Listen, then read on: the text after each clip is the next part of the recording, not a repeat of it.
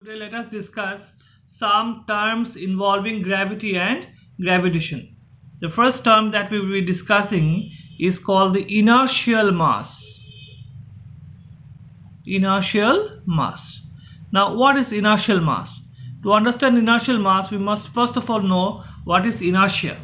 Now the inertia of a body is the ability of a body to remain at rest or in motion without application of external force. Now if you apply an external force, suppose you have a body here and you apply a force. Now if you apply force, then only the body will be in motion. Otherwise the body will tend to remain at rest. Or in other words, if you have a body here which is already in motion having some velocity, then you have to apply a force in the opposite direction to keep the body at, or to bring the body at rest.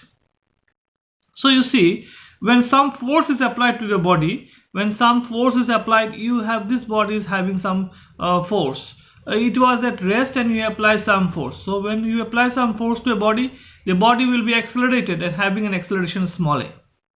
And this body is moving with some velocity, and if you apply a force in the opposite direction, you will be producing deceleration. So we can use Newton's law for both the cases.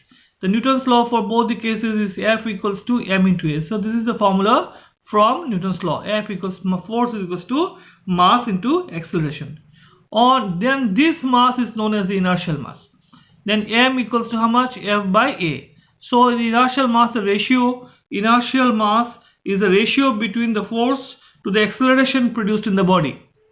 So if you want to define inertial mass, you can take that your A equals to 1 unit. If you take A equals to 1 unit, then F equals to m. That means inertial mass becomes equal to the force applied when you have an unit acceleration. So this quantity is known as the inertial mass of the body. Now there are some properties of inertial mass. The properties of inertial mass are: number one, that inertial masses can be added algebraically. So they can be added algebraically. Number two, it does not depend upon the shape and the size of the body. Whether the body is having a big size or a small size, it is independent. So inertial mass does not depend upon the shape and the size of the body. It is independent of temperature and all other things. Okay, so and one last important property is that when this body is moving with some velocity of light, then its mass changes. The mass changes according to the relation m equals to root over of m equals to m naught divided by root over of 1 minus v squared by c squared. So this is the relation. This is the relation when the body is moving with comparable with the velocity of light. Here c is the velocity of light, and m naught is known as the rest mass of the body. So rest mass means mass at rest. So when this body tries to move with velocity of light, then the mass of the body changes according to relation m equals to m naught divided by, this is divided by root over of 1 minus b squared by c squared. So this is all about inertial mass. Now let us now discuss about number 2, gravitational mass.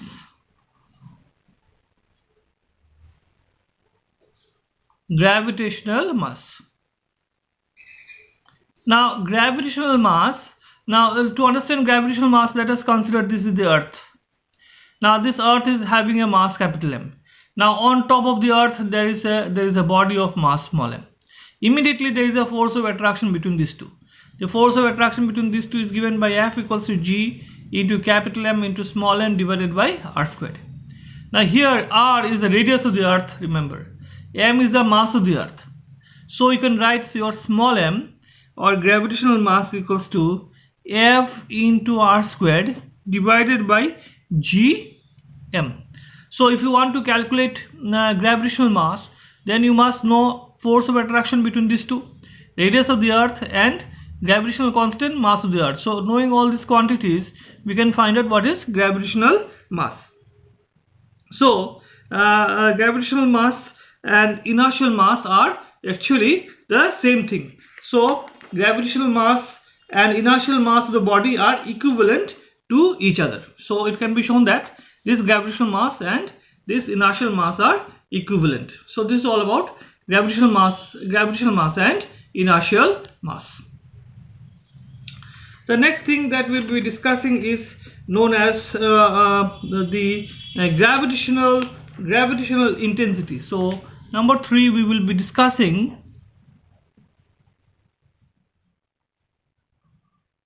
gravitational intensity.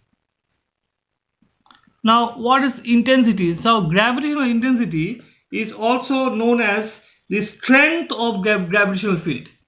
The strength of gravitational strength is the intensity. The strength of gravitational field is known as gravitational intensity. Now, before gravitational intensity, you must know what is gravitational field.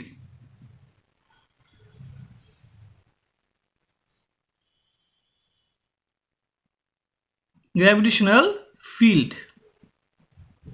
So let us know what is gravitational field. Now, you have learned in school that if you have a body of mass m, the space surrounding it is having a gravitational field. When you bring any other body close to it, it will experience a force of attraction. Now this field extends up to infinity. So basically gravitational field is a space around a body whose properties have been modified due to the mass of the body is known as gravitational field. Or we can say that any body is having gravitational field. All mass is having gravitational field. The bigger mass will have a large field and the smaller mass will have a small field. Now see, this gravitational field extends up to infinity. Now if you bring another small body under this field, immediately it will experience a force of attraction. If it experiences a force of attraction, then this body is under the gravitational field of this body. So this is all about gravitational field. Now what is gravitational intensity then? Gravitational intensity is strength of gravitational field. So you see, as you move away from the body, this is the body having gravitational field all around it. As you move away from the body, then the strength of the gravitational field decreases. And if you move closer to the body, the strength of the gravitational field increases. So let us now understand what is gravitational intensity or strength of gravitational field. Now let us say here you have a particle of small mass m. Then force of attraction between them, F equals to how much? G into capital M divided by, say, this distance is say r. So this is r squared. This is from Newton's law. F equals to gmm by r squared. Now gravitational intensity is a force experienced by unit mass. We call it unit mass. So if you write unit mass, then you can write F is equal to G into capital M divided by r squared. Now you no longer call it force, we call it gravitational intensity, and you denote it by E with a bar. That means E is a vector quantity and it is gm by r squared. Also we can say it is force, gravitational intensity is force per unit mass. Force per unit mass. So if you write force per unit mass, then this again becomes G. Is this small mass goes down, so this remains as gm divided by r squared. So this is the same as this quantity. So gravitational intensity is a force experienced by a unit mass. So suppose this is a mass having a mass capital M. Now you want to test its field at this point. Now if you want to test its strength at this point, you take a unit mass m equals to 1 and this distance is say r. So here the force experienced by this unit mass is known as gravitational intensity. And what will be its unit? It is force by mass, so its unit will be Newton per kg. So this is all about gravitational intensity. Now let us find out gravitational intensity on the surface of the earth. So what will be the gravitational intensity on the surface of the earth? Now let us take a diagram having, this is the earth, having its radius say r, having mass m, and this is a small mass m. So we can say that gravitational intensity on this surface m is equal to 1 unit. To test its field, what we do is we take m equals to 1 unit, then we can write intensity on the surface of the earth, Es is equal to, we can write gm divided by r squared. So that is the intensity on the surface of the earth. Here m is the mass of the earth. Now this m is now the mass of the earth. Now again, F is equals to how much? Gm divided by r squared, and this is nothing but your mg, the weight on the surface of the earth. So this m them cancel, so gm by r squared is nothing but your small g. So we can write that Es is equal to g. What does it mean? This shows that gravitational intensity at any point on the surface of the earth is equal to the value of acceleration due to gravity, is equal to the value of acceleration due to gravity.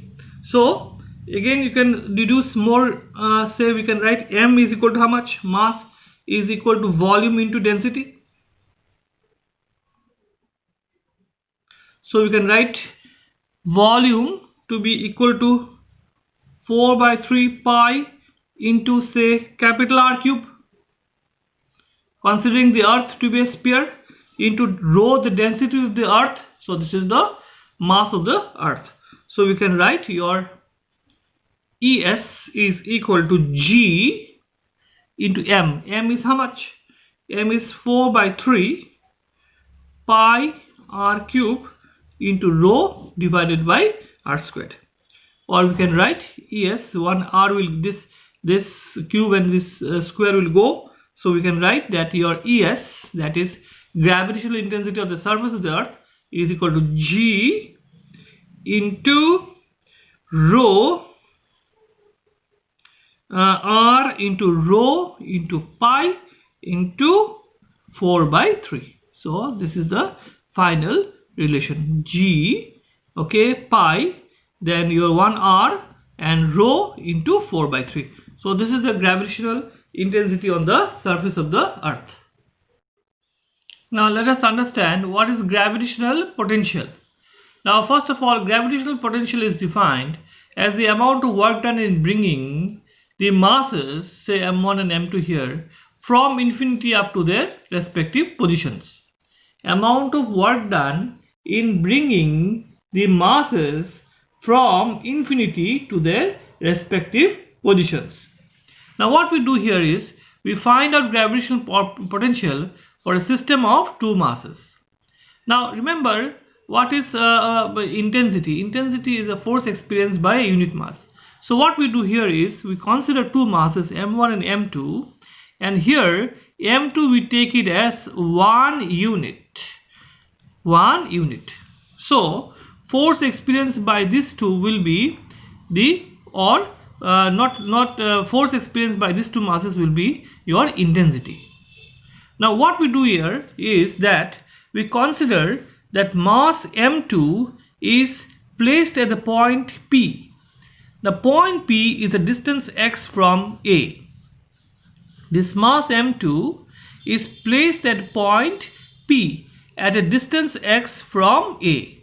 Then the gravitational force of attraction is given by F equals to g into m1 m2 divided by the distance between them. Where was it placed? Remember, where was it placed? It was placed here at this point P. So gmm by distance between them is your x squared. Now if you take m2 as 1 unit, if you take m2 as equal to 1 unit, then it is a force experienced by unit mass, and that time we name it as intensity, and intensity g equals to how much? m1 divided by now x squared, because here m2 is your 1 unit.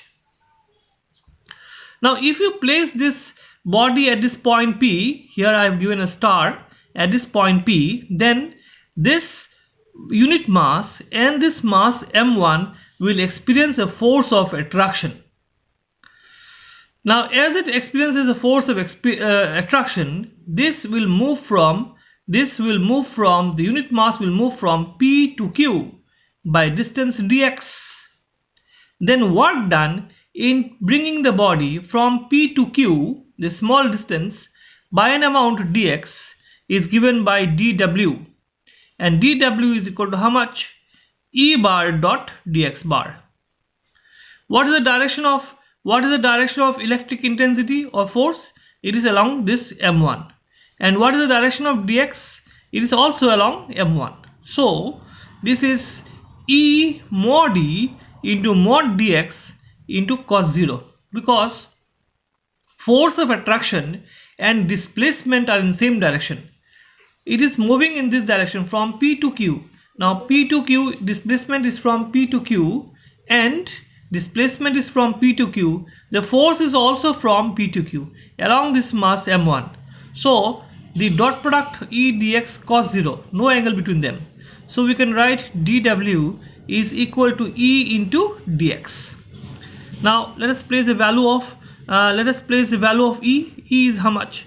E is your g m1 by x squared into dx. This is a small work done. Then total work done in bringing the body from infinity and placing it up to point B is given by integration of 0 to w dw is equal to, you can gm1 is constant, into integration of from where to where? From infinity to point B. Now point B is at a distance r from A. So from infinity to r. So gm1 is constant, and we have x dx on the top and x squared down there, and the limit of integration is from infinity to r, because the gravitational potential is defined as the amount of work done in bringing the body from infinity up to the point B.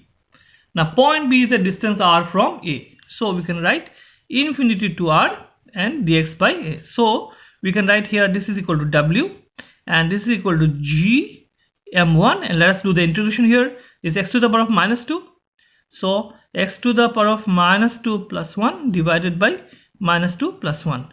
Limit of integration infinity to r. So we can write w equals to g m1. This is minus 1, minus sign will come here, and this is minus 2 plus 1. So this become minus 1, and this is 1 bar, and 1 by infinity is 0. So this is minus gm1 divided by r. So this is the measure of gravitational potential. G minus gm1 divided by r is a measure of gravitational potential. Let me repeat again. So what we do is, first of all, we find out the work done from Q to P. After that, we find out what is the total work done in bringing the mass from infinity up to the point B. The point B is a distance r. So the limit of integration is from infinity to r. So this minus 2 plus 1, this minus sign will come here, and this is 1 by x. So 1 by x is 1 by r minus 1 by infinity, and so your 1 minus 1 by infinity is 0. So this remains as minus gm1 by r. This is the measure of gravitational potential. Sometimes we represent it by V. Now if you want to find out gravitational